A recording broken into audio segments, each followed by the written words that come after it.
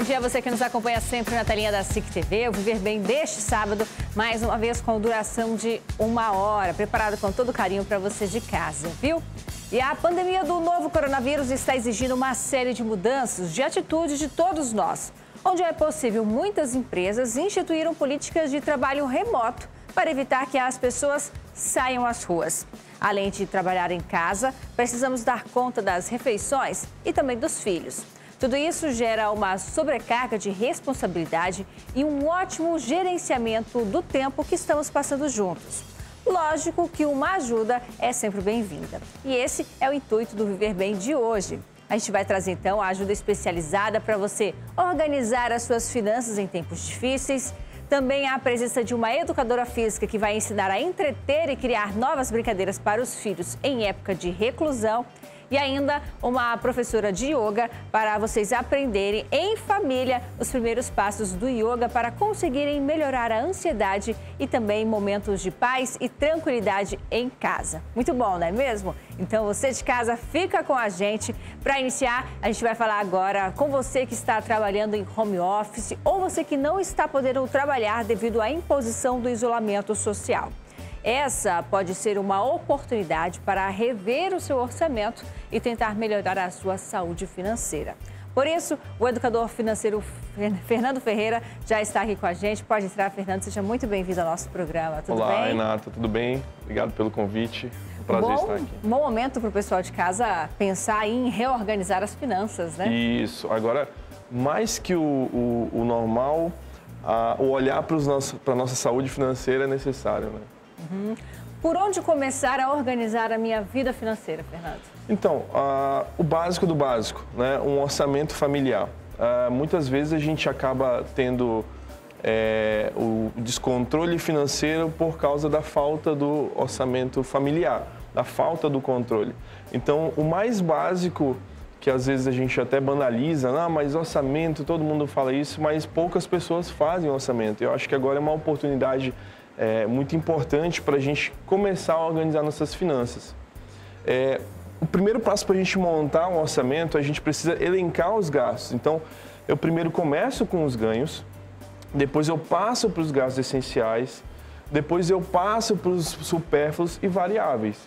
Então, o que são os ganhos? Aqui está um exemplo de alguns ganhos, né? Salário, renda extra.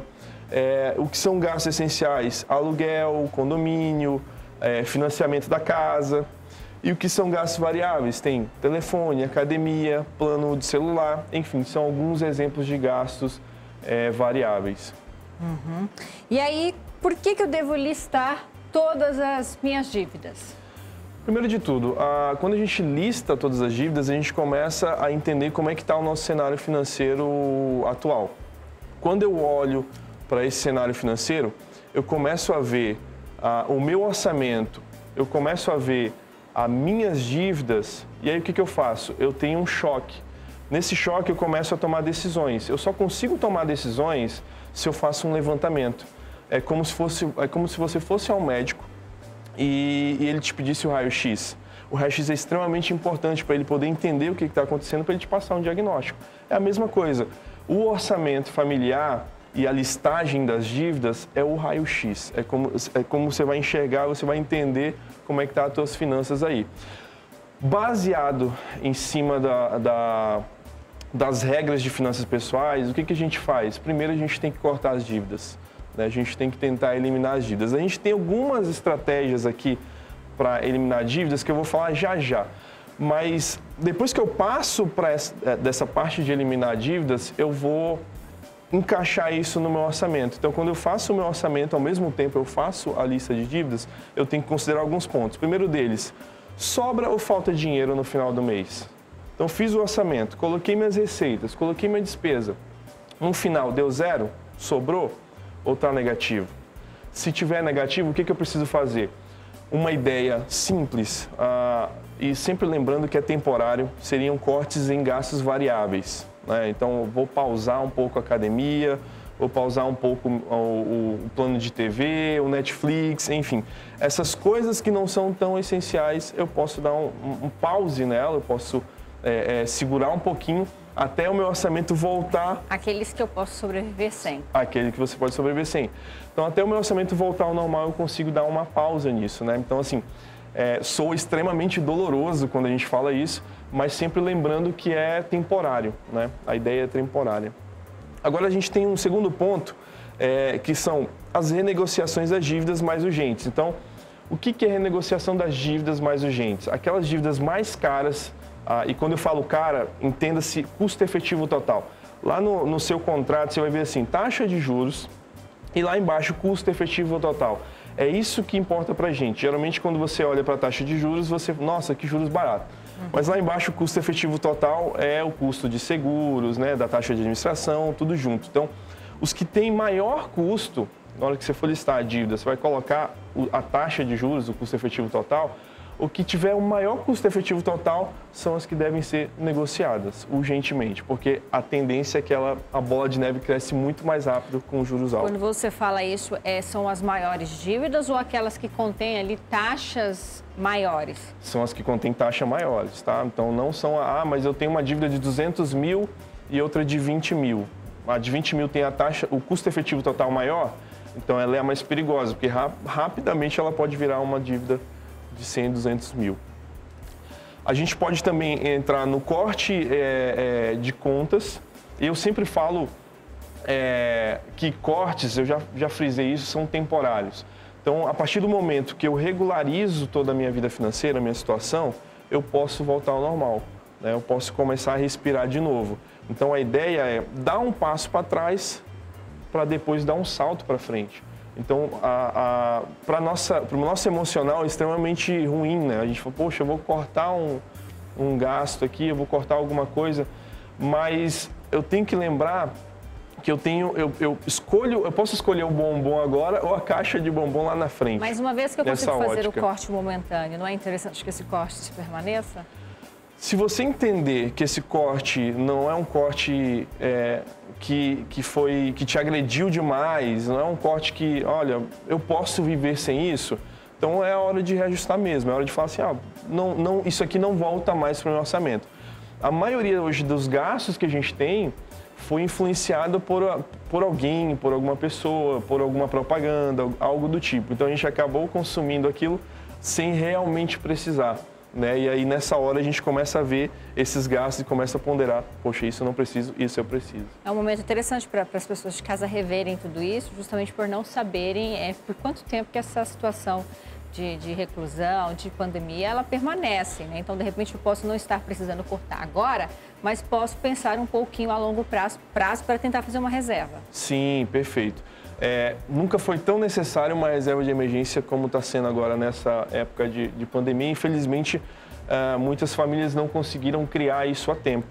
Então, a reserva de emergência é extremamente necessária e eu acho que agora não é a hora exata para criar uma reserva. Eu acho que agora é a hora de você conseguir conter os seus orçamentos. Se sobrar alguma coisa, claro, guarda, né? Porque a gente não sabe quanto tempo a gente vai ficar nessa fase de home office aí, né? Por fim, seja consciente e acompanhe os gastos com mais atenção. Isso, perfeito. Então, acabei de consumir alguma coisa, gastei na internet, fiz um pedido de algum alimento, já lanço na planilha, já elenco ali e falo, olha, comida, R$10, R$20, dia tal. Por quê? Porque isso vai me dar, quando as pessoas falam assim, meu dinheiro não sobra, na maioria das vezes é a falta de controle diário. Mas eu não tenho tempo. Se você se controlar diariamente, você vai gastar no máximo 2 minutos para lançar todos os gastos, enfim, para ter uma ideia do que está acontecendo. Se você fizer isso por 30 dias, só 30 dias, já é o necessário para você entender o que está acontecendo com o teu dinheiro. Onde é que estão as torneirinhas que está escorrendo o dinheiro e você está com essa sensação de meu dinheiro não sobra, meu dinheiro não dá. Na próxima imagem, a gente vê aí que é interessante organizar o orçamento de forma racional. O que seria organizar o orçamento de forma racional? A primeira explicação a gente tem ali, 50% para gastos essenciais. Isso. A forma racional é a gente definir limites para o orçamento. Então, quando você lança a sua planilha e você consegue entender o que está sendo gasto aí de essencial, de supérfluos, você vai ver que isso pode gerar um percentual. Como que eu faço isso? Eu pego o total de gastos essenciais e divido pela minha receita. Então, eu consigo saber quanto da minha receita vai em gastos essenciais. Então, um indicador ideal é esse aqui, é os 50% para gastos essenciais. Agora, eu sei que tem pessoas que têm pouca renda e 50% de um salário mínimo, você tem que fazer um milagre para gastar com coisas essenciais. Então, essa ideia, essa organização de gastos essenciais aqui funciona para uma boa parte, mas para quem tem uma renda um pouco menor, aí eu aumentaria isso aqui, tá? Aumentaria para 80%. 80% seria um indicador bacana aí. E aí a gente tem também os 30% para gastos variáveis e supérfluos, academia, um programa de TV, uma programação no cinema, enfim, vai para esses 30% aqui, né? Então, a ideia é que eu tenha limites para o meu orçamento. Então, eu tenho 50%, eu tenho caixas, eu tenho uma caixa de 50% para os gastos essenciais, 30% para os supérfluos e 20% eu vou investir ou vou usar para eliminar dívidas, que acaba sendo até, com a taxa de juros que a gente tem hoje, mais rentável do que investir, né? Então, a gente tem dívidas mais caras do que os investimentos hoje. Então, se eu tenho condições, o interessante era gastar metade da minha renda, somente a metade dela, com os gastos essenciais. Isso, perfeito. Então, a casa, carro, entraria dentro desses 50%. Aí você pontuou que para uma pessoa, como grande parcela, uma boa parcela da população que vive aí de um salário mínimo, você aumentaria para 80%. Isso. Como que ela vai driblar os outros gastos referentes? E é possível se pagar hoje esses gastos essenciais com 80% de um salário mínimo? Sim, são algumas estratégias, isso é bem particular assim, de cada família, né? Nessas centenas de atendimentos eu pude entender mais ou menos qual que é uma direção padrão para esse tipo de renda. Primeiro, para quem tem renda baixa, o foco a maior parte do salário vai ser em cima dos gastos essenciais. Sobrou alguma coisa, vai para o supérfluo, mas não deixa de focar em um estudo, em uma graduação. Porque isso é um investimento de longo prazo, que daqui a 4 anos, numa formação, você vai conseguir um emprego melhor com um salário melhor. E aí você vai conseguir mais fazer essa distribuição melhor aqui. Então, no início, o ideal é que nem se invista, a minha ideia é que nem se invista em ativos financeiros, que se invista em educação. Se eu tenho uma renda muito baixa, investe em educação primeiro, numa formação. Hoje tem tantas formações baratas, tem EAD, tem tantas variedades de formação. Para quê? Para ir lá na frente poder conseguir um emprego melhor e ter uma receita maior. Então, nesse caso, Renata, não tem jeito. Pegar boa parte, gastos essenciais e aquela parte que sobrou, tentar filtrar um pouquinho essa questão dos supérfluos, mas focar mais no longo prazo na educação aí. A gente continua aqui com o planejador Fernando Ferreira, planejador financeiro. A gente estava falando um pouquinho sobre o orçamento ideal, sobre as reservas, Fernando. E a gente tem aí uma parcela da população neste momento que vai depender, por exemplo, somente do auxílio que o governo vai pagar a eles de R$600. Como fazer isso? Como manter aí dívidas básicas, né? Os gastos essenciais, que são aqueles para a sobrevivência da família, do indivíduo, com um valor como este, por exemplo? Se a gente for focar essa reorganização financeira para quem está passando por esse momento difícil. Legal, boa pergunta. Quando eu penso nesse auxílio que o governo está dando, e eu entendo que é um valor, de R$600 é um valor que não dá para encaixar nessa distribuição de 50, 30, 20, qual que é o meu foco para esse dinheiro? Primeiro de tudo, a sobrevivência. Então, vai alimentação, vai moradia, não vai transporte, porque a gente não está saindo tanto, né? Mas esses são os 3 pontos da sobrevivência. Então, esse dinheiro, ele deve ser usado somente para isso, tá? Essa questão da sobrevivência. Mas os supérfluos vai ter que segurar. Uma coisa que a gente sabe fazer muito, o brasileiro é muito criativo. Então, assim, o que eu tenho visto com alguns clientes é que eles começaram a fazer coisas para entregar, confeccionar alguns bens, comidas e tal. Então, tá se criando uma receita extra. Então, assim, sentar com a família, pegar esse dinheiro em meio a essa pandemia e, olha, isso aqui é para nossa sobrevivência, a gente vai cortar tudo e aí corta tudo mesmo, tá? Corta tudo e deixa só o que for da sobrevivência, comida e moradia. E olha só, uma dica importante, tem alguns clientes meus que estão conseguindo até postergação do aluguel. Isso acho que deve ser avaliado. Eu já ia até entrar nesse ponto. De repente a gente tem gente aí, tem pessoas que precisam escolher até mesmo entre os gastos essenciais. Na hora de escolher, eu vou considerar o quê? Sim, perfeito. Então, assim, você pode considerar a moradia e o alimento é o rei, tá? É o topo da hierarquia. Agora, o que eu posso fazer é justamente usar de alguns benefícios como esse. Por exemplo, olha, doutor fulano de tal, eu não consigo pagar o aluguel, o senhor pode postergar para mim, eu posso voltar a pagar daqui a 2 meses, daqui a 1 mês, daqui a 3 meses. Isso já dá uma ajuda e aí já deixa esse dinheiro guardado. Por quê? Porque se precisar, eu tenho esse dinheirinho lá. Então, essa ajuda é muito bem-vinda, porque R$600 em alimentos básicos, né, com arroz, feijão, a carne ali, enfim, dá uma ajuda bem tranquila para as famílias. Certo. A gente tem ainda o último passo para pontuar aqui, que é preciso estabelecer metas e prioridades, crie sua reserva de emergência e comece a investir. Infelizmente, para muitos ainda não vai ser o momento, perfeito, né? Perfeito. Eu acho que a questão essencial aqui, a gente está num cenário de pandemia, né? A gente está nesse cenário. Qual que é a verdade? Esse cenário pegou muita gente desprevenido, principalmente financeiramente. Então, o que eu posso fazer? Pós-cenário, isso aqui eu estou pensando pós-cenário. O que a gente pode fazer? Estabelecer metas financeiras. Então, poxa, qual que é a primeira meta? Criar reserva de emergência, né? Então, a gente agora percebeu a importância de uma reserva e uma reserva pequena, que seja R$500, já é alguma coisa, já é uma ajuda.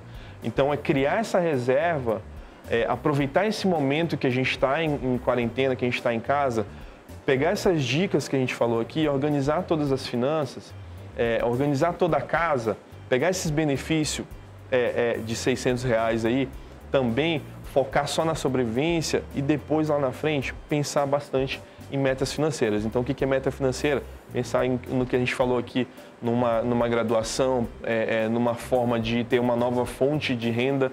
É bacana, após essa pandemia, até durante também, que a gente tem bastante tempo em casa, pensar em formas de receita. A gente nunca deve depender de uma única fonte de receita. Bom, a gente tem um vídeo aí onde a professora de economia do IFRO, a Denise Tontiucci, fala sobre a questão de renegociar ou prorrogar as dívidas. Vamos ver?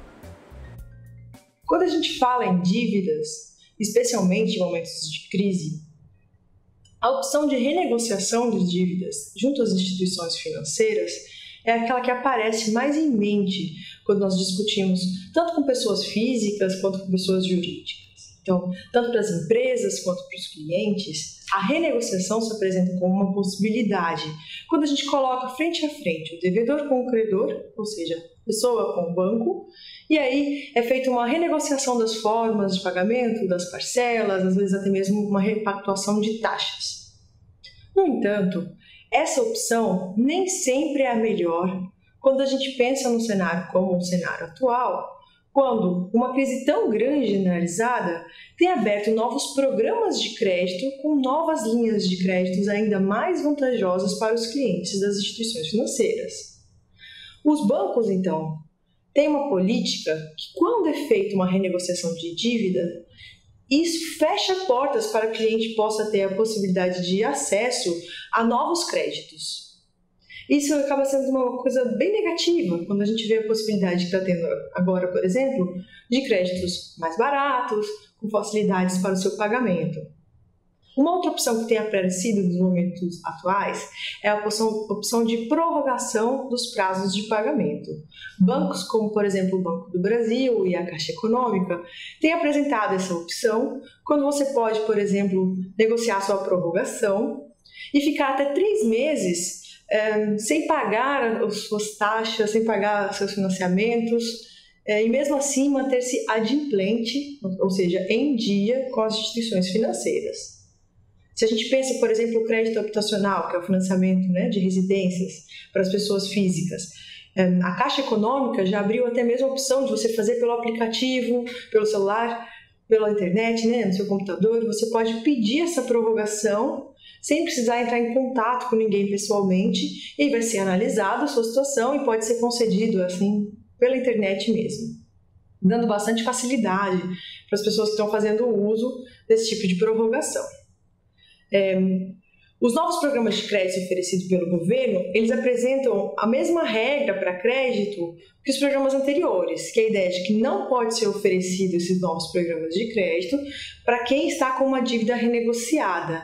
Por isso é bem importante pesar e analisar a possibilidade mais importante, a possibilidade mais vantajosa para a pessoa que está com situação de dívida com os bancos, se é a renegociação ou a prorrogação dos pagamentos das dívidas.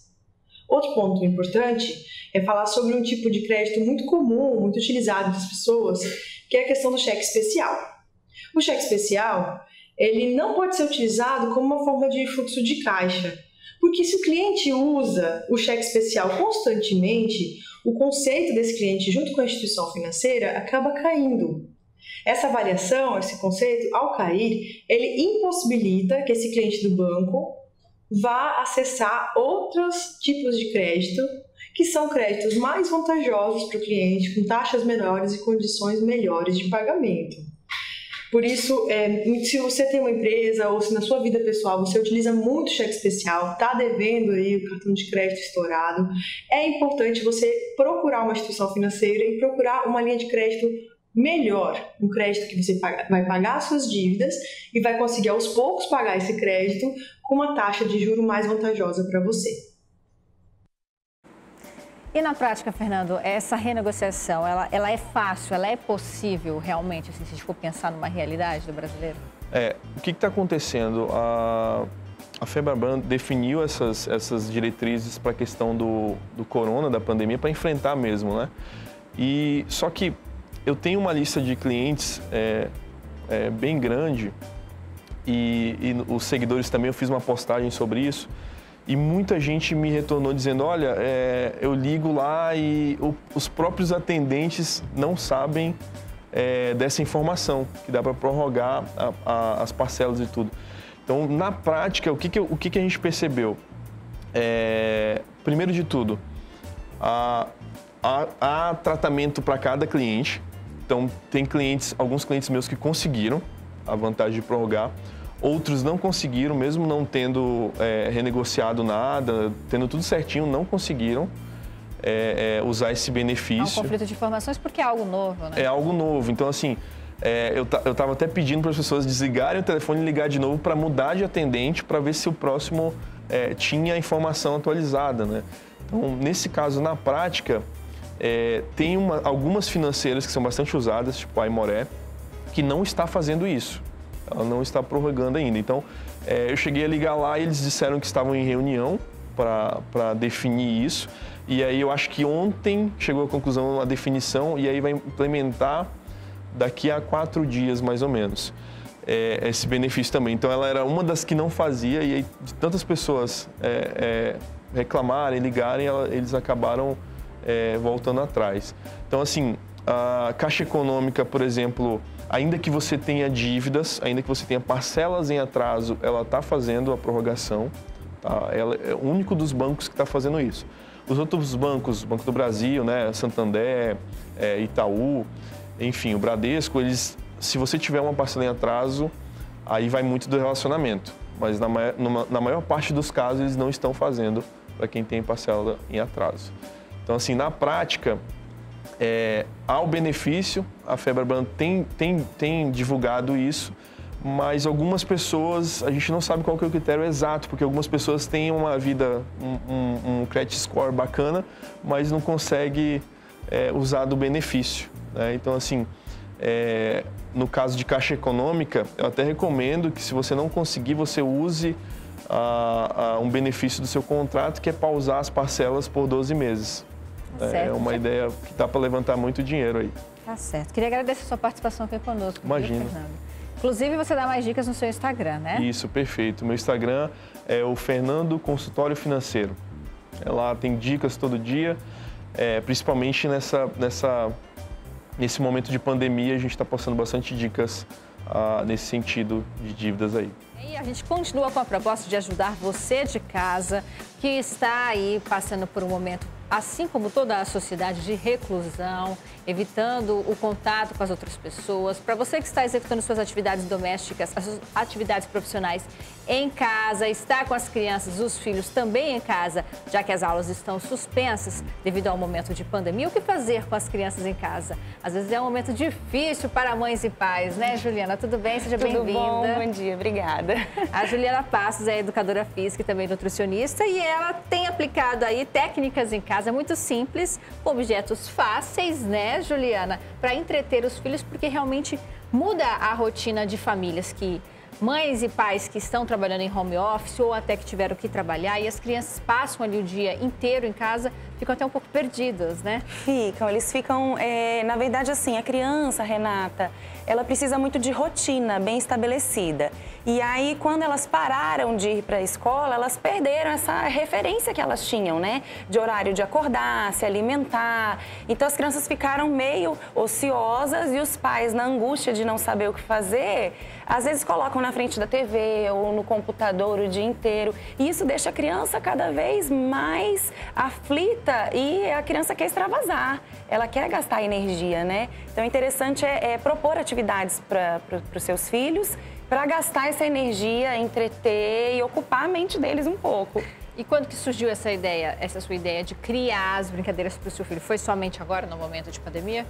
Não, eu sempre criei. Eu sou professora de educação física, trabalhei muitos anos com a educação infantil, né? Com essa faixa etária aí de crianças pequenininhas. E sempre criei brincadeiras no meu trabalho. E aí agora eu comecei a trazer essas brincadeiras na rotina, né? Do dia ali com meu filho na pandemia, ali no isolamento dentro de casa. E qual que é a importância das brincadeiras aí, das atividades analógicas e em época de recursos digitais, numa época tão digital como a nossa? Então, a gente resgata com as brincadeiras, né, analógicas, a gente resgata o estímulo de motricidade, de lateralidade, o pensar. Porque quando a criança joga no videogame, ela pensa, né? Mas o pensar estratégico durante uma brincadeira, mesmo a moda antiga, é diferente. Mas você acha que existe um conforto para a grande parte dos pais termos hoje esses recursos, videogame, celular, tablet, televisão interativa? Além de ser um conforto, é necessário, porque a gente vive numa era, né, tecnológica. É necessário expor a criança em alguns momentos para esses recursos. Mas também a maioria dos pais, Renata, não tem ideia de como brincar com os filhos. Eles perderam isso pela própria rotina, né? Sai cedo para o trabalho, aí volta tarde, já não tem mais o tempo de brincar, só alimenta o filho, já põe para dormir. Então, assim, eu trago algumas ideias nas minhas páginas sociais de resgate dessas brincadeiras pai com filho. As crianças de hoje não brincaram como a gente, né? Não sabe o que é uma rua. brincadeira de rua. Até a gente tem Não. outras questões por trás disso, né? Não é somente a rotina familiar, mas até a segurança, segurança. né? Hoje você não pode deixar ali o filho sentar perto, exposto, mas dá para resgatar tudo isso dentro do ambiente de casa? Dá, inclusive é um apartamento, é uma casa pequena, não tem quintal, dá para brincar, dá pra gente ir adaptando. Sobre você que tem as duas formações, que trabalha nas duas áreas voltadas aí para a saúde, que é a educação física e a nutrição, você acha que esse conforto dos pais, essa era tecnológica, pode ser até um dos fatores para o alto índice de obesidade infantil que a gente tem hoje? Eu acho, e isso é comprovado cientificamente, inclusive, né? A gente tem estudos hoje que relatam que o fato da criança não ser ativa como ela era alguns anos atrás tem tornado cada vez mais precoce a obesidade no mundo. Então, a gente tem hoje uma faixa etária de crianças muito pequenas já obesas. E como a Juliana falou, ela tem compartilhado tudo isso, né? Todas essas brincadeiras nas redes sociais dela. A gente vai ver aí agora um primeiro vídeo, uma primeira brincadeira que ela criou com o filho e já é uma proposta para você de casa também reproduzir. Olha o pé da mamãe.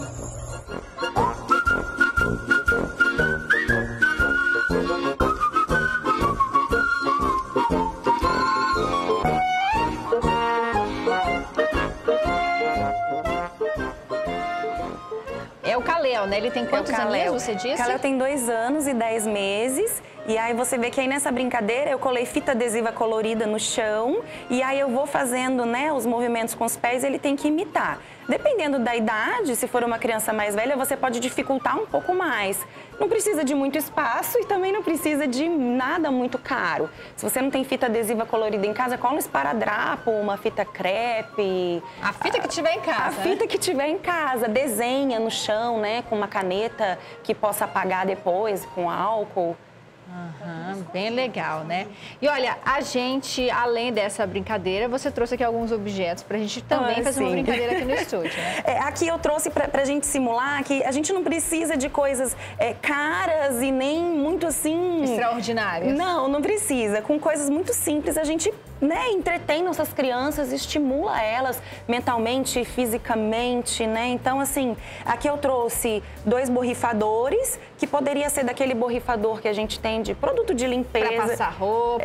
Aquele, ou de limpa-vidros, aí sobrou na sua casa, você higieniza bem, coloca a água, uma bandeja com 2 bolinhas, aí vamos supor que a criança vai competir com o irmãozinho ou com a própria mãe, com o pai, com algum membro da família.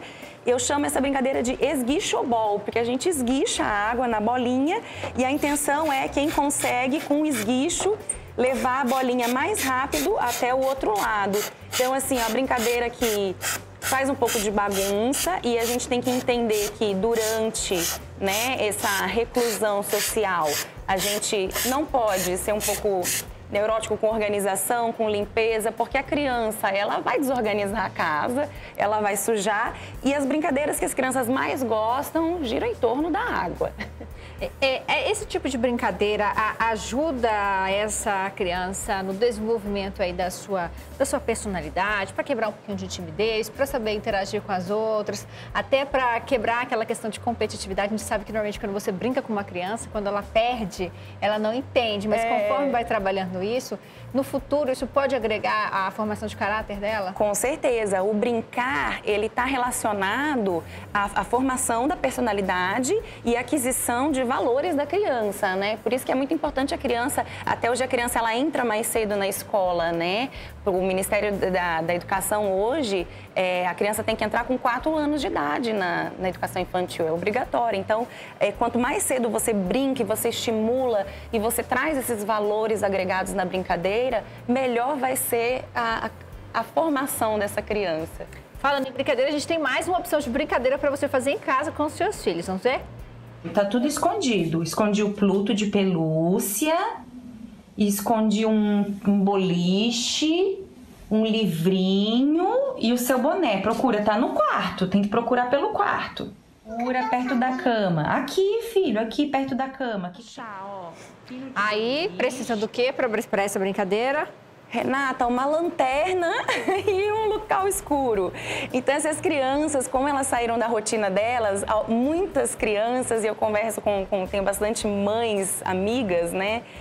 As crianças perderam o ritmo, inclusive, do sono. E algumas crianças que dormiam muito cedo passaram a dormir muito tarde, né? E a questão do acordar também.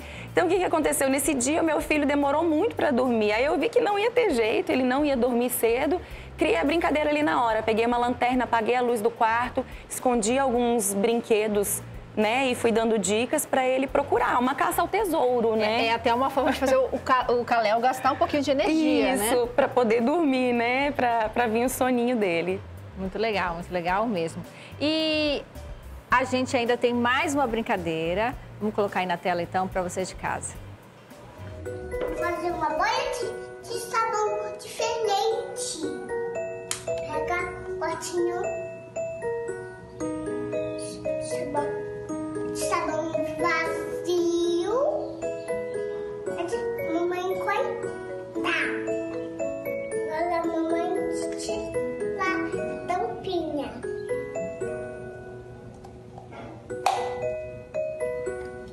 Assim.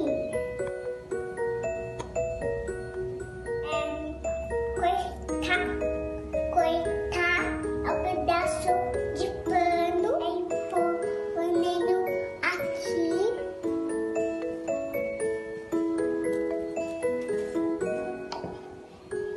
Mamãe segura. Coloca o põe em cima. Aí você está propondo para o Kalel o quê? A gente inventou uma bolha de sabão diferente, né? Então a gente usou a própria bisnaga do detergente, recortei, tirei a tampinha, coloquei um tecido ali na parte de trás e na hora que ele assopra na boquinha da embalagem, sai uma bolha de sabão assim, né? Bem densa, bem grande. É divertidíssimo, vai aparecer agora nas imagens. E ele mesmo foi ensinando a fazer.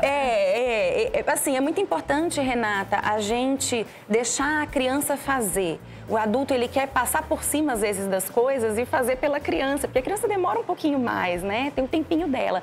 Mas permita que o seu filho faça, dê a tesourinha na mão, deixa ele recortar, deixa ele fazer. Até se você quiser, permita que ele te ajude nas tarefas domésticas, a lavar uma louça, a varrer uma casa. Não vai ficar bem feito, mas ele está se sentindo útil, né? E está construindo esses conceitos aí na cabecinha dele, de que ele é capaz, que ele pode participar dessa rotina toda. Muito legal, né? Queria agradecer a sua participação aqui com a gente. Eu que agradeço. Viu? Inclusive, convidar o pessoal de casa a te seguir também no Instagram, porque essas brincadeiras que a gente exibiu aqui, tem várias outras lá, né? Tem receitas também que o Kalel faz, né? Ele que faz mesmo, eu vou dando os ingredientes para ele vai colocando na tigela, fazendo. Então, tá aí o meu Instagram, quem quiser seguir, tem todas as dicas lá. Hoje aí com várias dicas para você de casa, para você que está passando por este momento de isolamento social. A gente sabe que com essa reclusão, o transtorno de ansiedade, as energias, elas ficam acumuladas e o que fazer neste momento. Por isso, hoje a gente convidou aqui a Rose Queiroz para dar dicas para o pessoal de casa, até para praticar junto da família alguns exercícios iniciais de yoga, né, Rose? Tudo bem? Isso, tudo bem. Muito grata pelo convite. É uma atividade que pode auxiliar o pessoal de casa neste momento, onde as energias elas ficam acumuladas? É uma questão de ansiedade, não sabemos quando isso vai passar, como fica as finanças da casa. É interessante praticar yoga neste momento? Sim, é interessante praticar yoga, praticar os alongamentos, que é muito praticado no yoga, as técnicas de respiração, de relaxamento, de meditação, principalmente nesse momento que gera uma ansiedade, gera um estresse, gera medo, insegurança, enfim, para trazer um pouco de conforto, de equilíbrio e de paz interior, a gente coloca a prática do yoga. Né? Como a gente tem visto aí que as famílias estão reunidas neste momento, né? Tem as crianças que estão fora de sala de aula, é interessante trazer essa atividade para a família como um todo? Crianças também podem praticar junto? Sim, criança pode praticar yoga, qualquer idade pode praticar yoga, idosinho, senhoras, enfim, mãe, pai, adolescente, criança de qualquer idade. Na verdade, as crianças já praticam yoga, né? Elas fazem aquelas cambalhotas, colocam o pé na boca, enfim, já está praticando yoga. Mas é interessante que qualquer pessoa, de qualquer idade, pode e deve praticar yoga. Bom, e como você tem ensinado aí no seu Instagram para alunos e não alunos alguns exercícios, gostaria que você ensinasse aqui para a gente também, pode ser? Sim, eu vou passar posturas bem básicas que a gente pode fazer tanto para a família toda, ou os pais e criança, coisas assim, tá bom? A gente vai iniciar com uma postura da montanha, colocando os pés alinhados, um na frente do outro, alonga todo o corpo crescendo,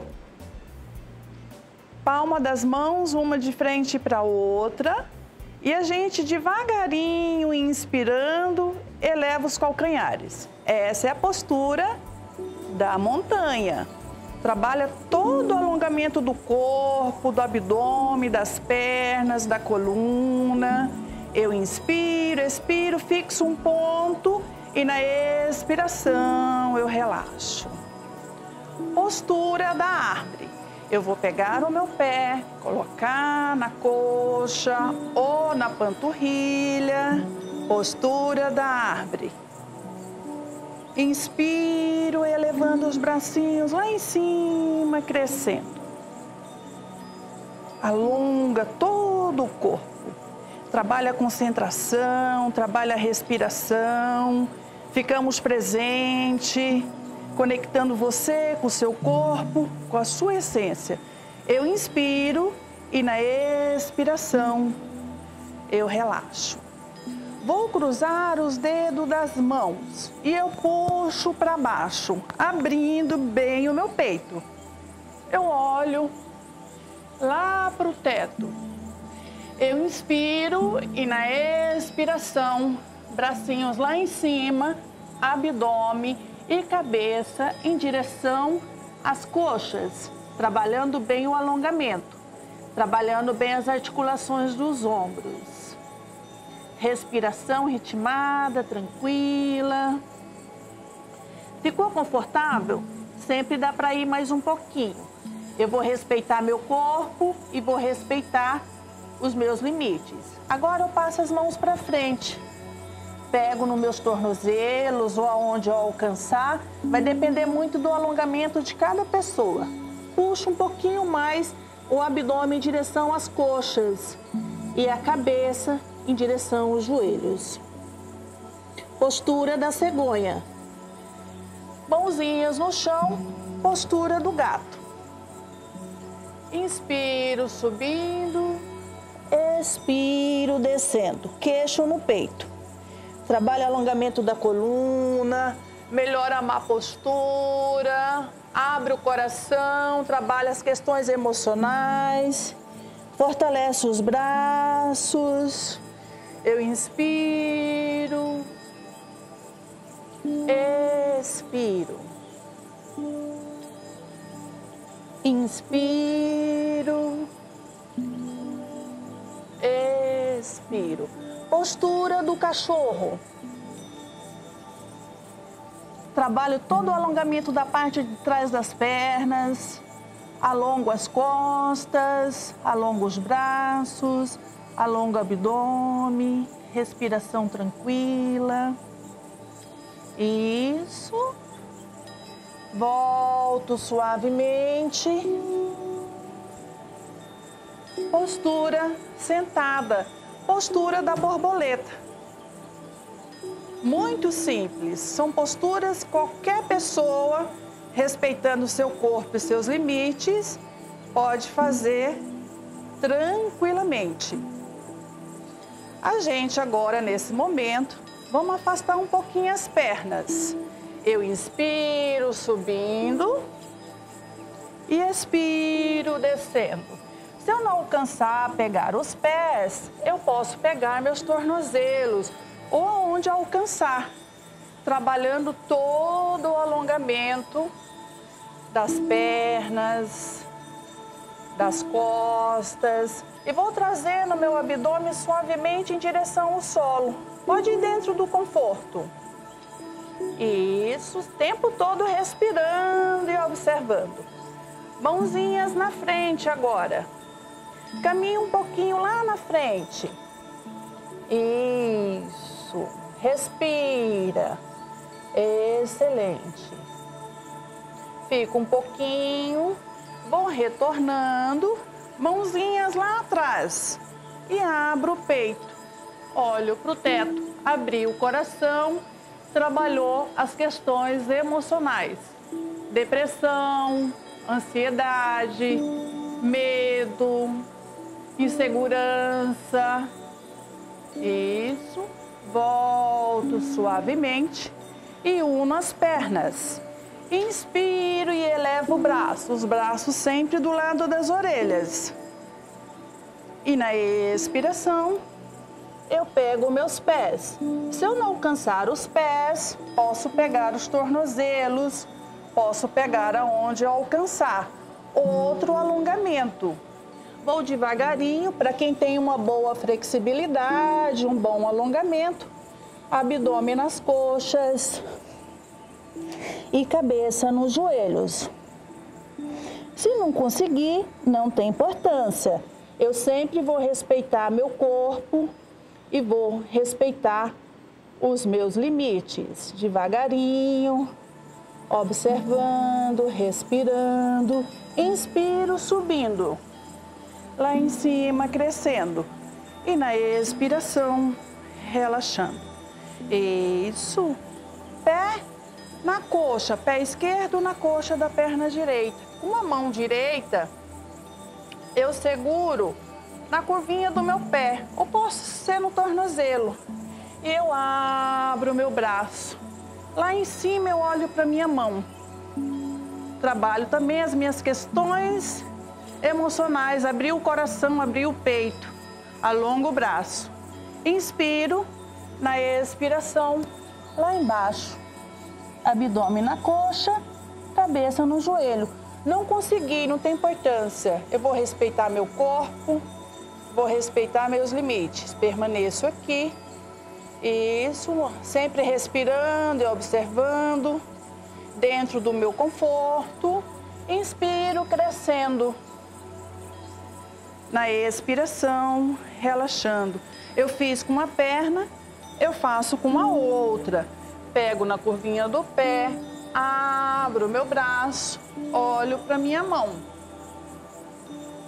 Inspirei, enchi os pulmões na inspiração. Na expiração, retorno, fazendo a mesma coisa para o outro lado. Pegando no pé, abdômen na coxa, vai alongando. Isso, mais uma respiração. Retorno inspirando.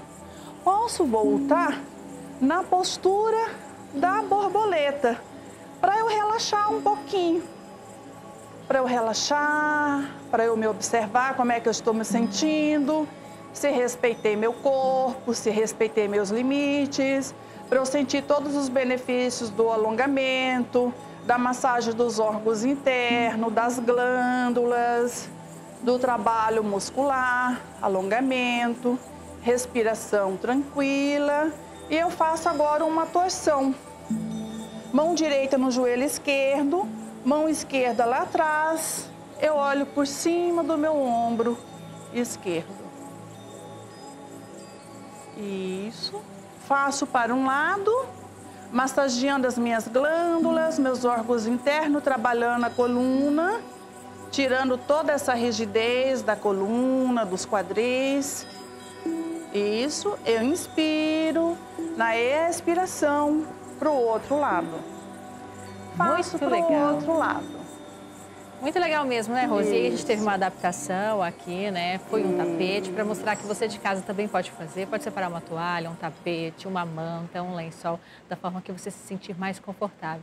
Foram apenas algumas dicas. Queria agradecer a Rose mais uma vez por disponibilizar o tempo dela e vir aqui conosco, ensinar aí algo para contribuir com você neste período de pandemia. A gente vai deixar o Instagram dela, inclusive, para você acompanhar esses exercícios e outras dicas que ela tem dado, então, para o telespectador, para quem acompanhar na internet. Rose Queiroz no Instagram. A gente encerra o programa de hoje. A você, um ótimo fim de semana. Aproveite bem o seu sábado e olha, fique em casa.